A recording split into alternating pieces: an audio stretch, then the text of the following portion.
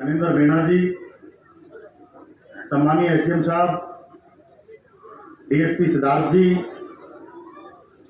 DSP Sangwan साहब, मनसार सिंह, सभी अधिकारीगण, सभी कर्मचारीगण, सामने बैठे हुए बुजुर्गों, नौजवान साथियों, प्यारे बच्चों और इस गांव की सरपंच कृष्णा यादव जी, सबसे पहले तो मैं मेरी तरफ से, मेरी पूरी टीम की तरफ से सभी अधिकारियों का इस हरियाणा के सबसे सुंदर गांव में अभिनंदन करता हूं, स्वागत करता हूं। आप सबको बड़ी खुशी होती है और जैसे कि अब सरपंच साहिबा ने बताया,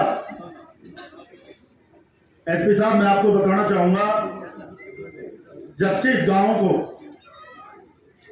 इस विकास की प्रकाष्ठा हमने लिखी और एक सपना हमने सजोया, जब मैं अपने गांव से व्यापार करने के लिए गुड़गांव गया और जब मैं यहां गया था उसी दिन दिल में एक सपना लेके गया था कि भगवान ने जिस दिन मेरी सुन ली, मैं मेरी गांव की माटी उसकी खुशबू को इतनी बेहतरीन बनाऊंगा कि पूरे हिंदुस्तान के लोग दानापुर की मिट्टी को छूने के लिए आएंगे।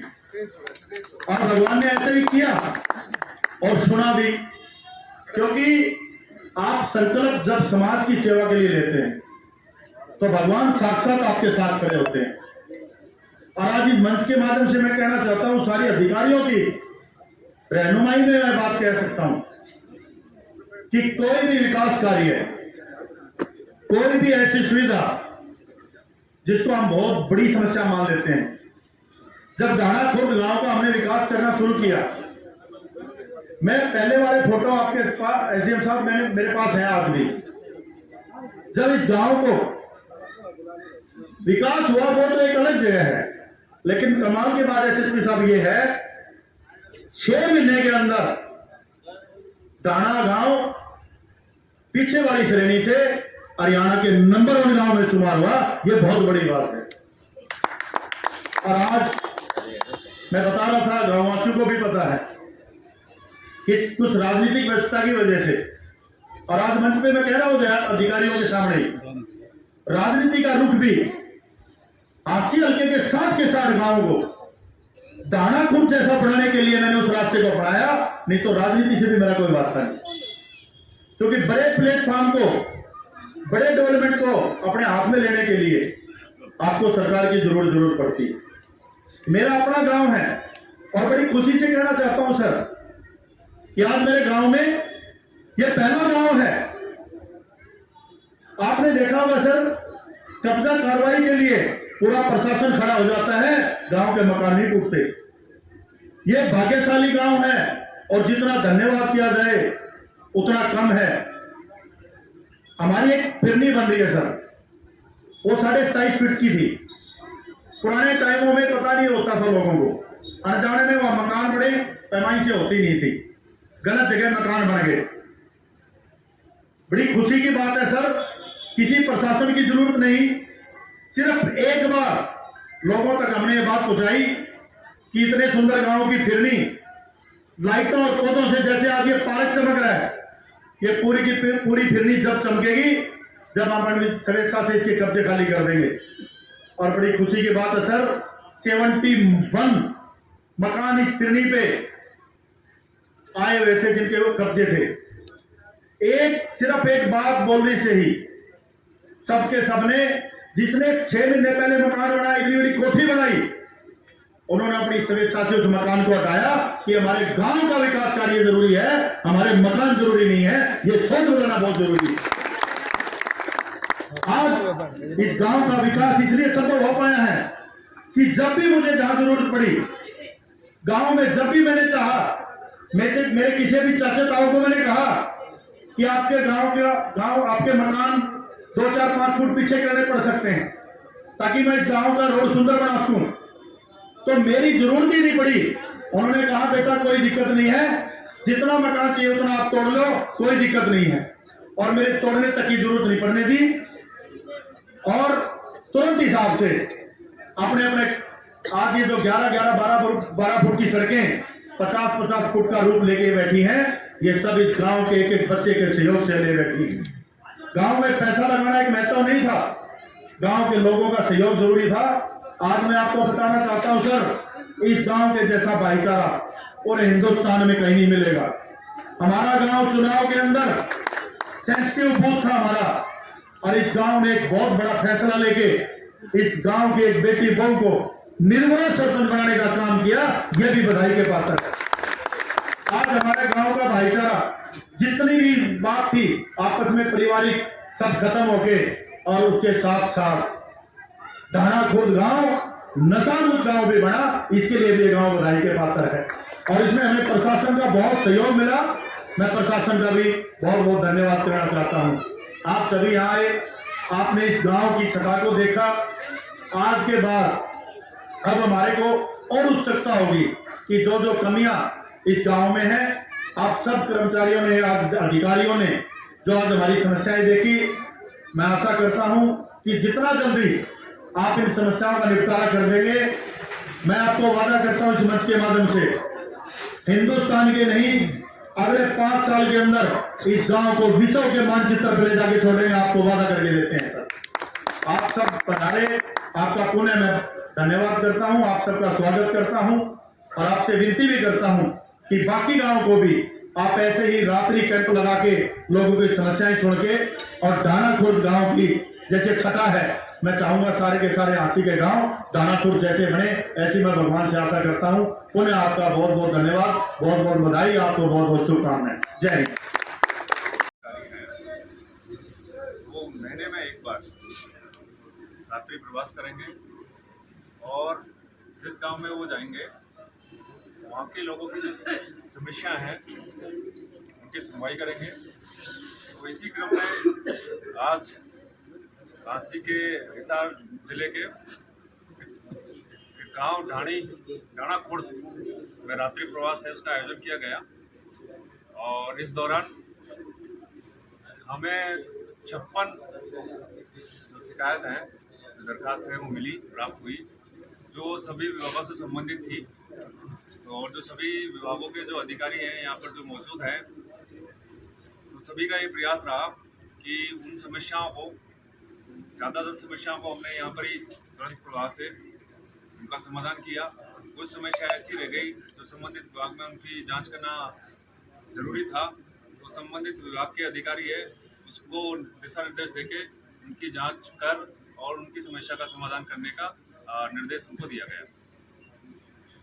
मतलब किस प्रकार की समस्याएं ज्यादातर देखने को यहाँ पे मिलती जी सर बताएंगे। जी, जैसे माननीय एसपी साहब श्री मीणा जी ने बताया है कि आज 15 जनवरी 2025 को गांव ढाना खुर्द में रात्रि प्रवास का कार्यक्रम आयोजित किया गया है हरियाणा सरकार के निर्देशानुसार, और इसमें आसपास के 8 ग्राम पंचायतें जो ढाना मजरा में ही आती है रेवेन्यू रिकॉर्ड के हिसाब से, उनको भी आमंत्रित किया गया था सभी सरपंच के थ्रू, जिनमें कि ढाणी पीरान है, गुदनापुर है, ढाणी पीरावाली, ढाणी कुमारान, अनीपुरा, रामपुरा और ढाना कलां, ये भी शामिल है। तो इन ग्राम पंचायतों की तरफ से भी अनेक मांग पत्र आए हैं, उनका भी यहाँ पे निवारण करने का प्रयास किया गया। सभी संबंधित विभागों के अधिकारी आप देख पा रहे हैं यहाँ उपस्थित हैं, चाहे वो पब्लिक हेल्थ हो, इरिगेशन हो, समाज कल्याण हो, पुलिस के तो माननीय एसपी साहब खुद ही बैठे हैं, सीओ जिला परिषद रणवीर जी आए हुए हैं,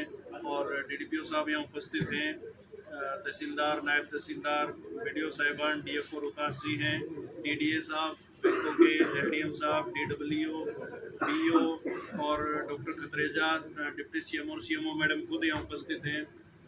सभी विभाग, वाइस चेयरमैन पंचायत समिति हैं, त्रिस्तरीय पंचायती राज प्रणाली होती है जिसमें जिला पार्षद भी यहाँ उपस्थित है, पंचायत समिति भी, ग्राम पंचायत कृष्णा देवी जी सरपंच साहब ने खुद सभी का स्वागत किया, और बहुत अच्छी मेहमान नवाजी यहाँ डाना खुर्द के सभी निवासियों की तरफ से हुई है, तो उनका भी हम धन्यवाद करते हैं। लगभग 56 एप्लीकेशन अब तक आ चुकी हैं, और एप्लीकेशन आने का सिलसिला लगातार जारी है।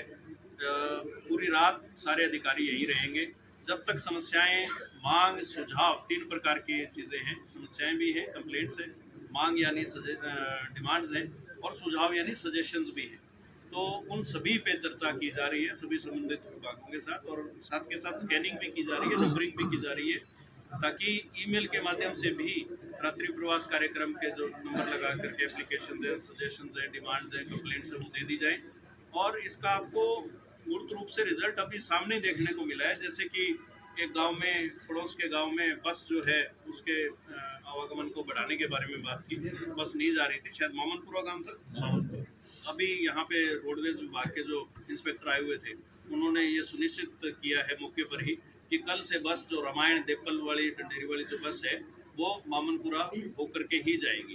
तो इस तरह की अनेक समस्याएं हैं जिनका मकान बनवाने को लेकर के प्रधानमंत्री आवास योजना से संबंधित अनेक मांग आई, बिजली के खंभों को शिफ्ट करने के बारे में आई, कहीं हाईवे के साथ सर्विस रोड की बात आई तो NHAI के PD से तुरंत बात की गई। इस तरीके से आप देख रहे हैं कि जो रात्रि प्रवास कार्यक्रम है, इसको मैं आप सबके सहयोग से मैं इसकी शुरुआत को सफल मानता हूँ, और ग्राम पंचायत ढाणा खुर्द और आसपास की जो ग्राम पंचायत है उनका बहुत धन्यवाद करता हूँ, और ढाणा खुर्द के सभी निवासियों का बहुत बहुत धन्यवाद एक उत्तम मेहमान नवाजी की।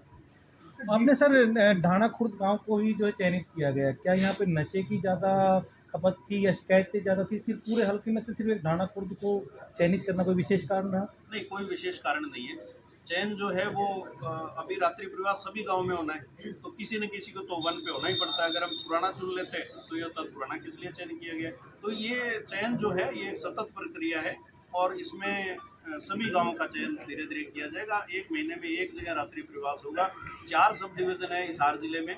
हमारी कोशिश ये रही कि माननीय मुख्यमंत्री जी का निर्देश था कि महीने में एक रात्रि ठहराव रात्रि प्रवास होना चाहिए, तो आंसी सब डिवीज़न को आप कॉम्प्लीमेंट कर सकते हैं इस बात के लिए कि हिसार जिले का पहला जो रात्रि प्रवास है वो आपके सब डिवीज़न में हुआ है। आप सब भाई इसके लिए बधाई के पात्र हैं। DC सर इसमें आने 56 में से अनेक शिकायतों का समाधान हो गया। बाकी किसी में 3 मेंबरी कमेटी भी बनाई गई, किसी में 2 मेंबरी कमेटी बनाई गई है। कुछ शॉर्ट टर्म रेजोल्यूशन हो सकता था, किसी का इमीडिएट हो सकता था, कुछ लॉन्ग टर्म की हैं, कुछ सरप्लस के केसेस हैं, कुछ आपस में रेवेन्यू रास्ते को लेकर के हैं। तो उसमें जैसे 40 किले हैं उनका रास्ता बंद हो गया, तो थोड़ा थोड़ा प्रो रेटा कट लगा करके रास्ते के लिए वो ग्राम पंचायत के नाम की डीड करेंगे। तो एक सतत प्रक्रिया होती है, उसमें समय लगता है। वो चीज़ें इमीडिएटली मौके पर सोल्व नहीं हो सकती, बट उनके सॉल्व करने की जो प्रक्रिया है उसको इनिशिएट कर दिया गया है। और आप जितने ये 56 अभी तक आए हैं उनसे आप पूछ सकते हो एप्लीकेंट से कि वो कितने संतुष्ट हैं। तो कुछ लोगों ने कहा वो DC साहब से मिलने के लिए अपनी शिकायत लेके आए थे, लेकिन DC साहब मौके पर नहीं है। देखिए, सभी अधिकारी यहाँ उपस्थित हैं, बट माननीय DC साहब श्री अनीश यादव जी को चीफ सेक्रेटरी साहब के बुलावे पर तुरंत चंडीगढ़ जाना पड़ गया, इसलिए माननीय SP साहब उपस्थित हैं, और सभी अधिकारी, हर महकमे के अधिकारी आपको मिलेंगे यहाँ पे। माननीय DC साहब को चंडीगढ़ जाना। सर आपसे एक सवाल था, यहाँ पे अभी एक महिला आई थी, उनके बेटे का कुछ दिन पहले मतलब किसी गाड़ी के नीचे आने के सामने एक्सीडेंट हुआ था, लेकिन अभी तक उन्होंने कहा है कि जो उनका बेटा है उनको कुचलने वाली गाड़ी का पता नहीं चला है, ना उस आरोपी का पता चला है, इकलौता बेटा था उनका। मैं बताना चाहूँगा कि जो भी शिकायतकर्ता आए थे, एक जो महिला आई थी, बुजुर्ग महिला, तो ये जो मामला है बेसिकली हिसार का है। तो इस मामले में जो हिसार SP हैं माननीय श्री शशांक सावंत साहब हैं, उनके संज्ञान में ला दिया है, और इसमें उनको बता दिया गया है कि कुछ आर्थिक मदद की भी बात कर रहे थे। दूसरा, इसमें जो भी आरोपी है उसकी जल्दी से जल्दी गिरफ्तारी हो जाए, उनके संज्ञान में ला दिया है। उन्होंने आश्वासन दिया है कि इसका जल्दी से जल्दी समाधान किया